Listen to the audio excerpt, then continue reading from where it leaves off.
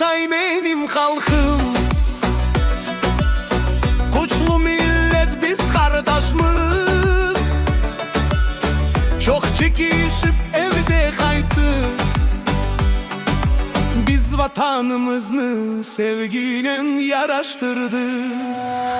Kırım Tatar ve Kırımlı bir Koranta, bir Korana ve Kırımlı, bir millet, bir vatan ve ana dili.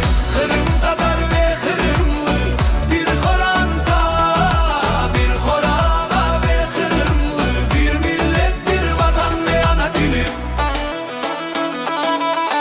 Aramızda dava çıkar. Men Kırım Tatar, men Kırımlı.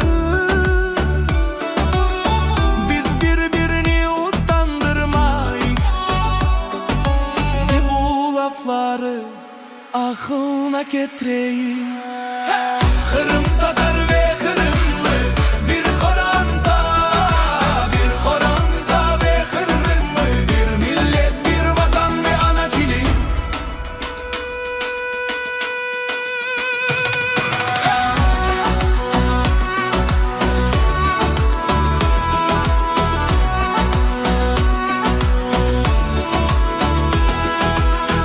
Unutmayı kartların sözlerini.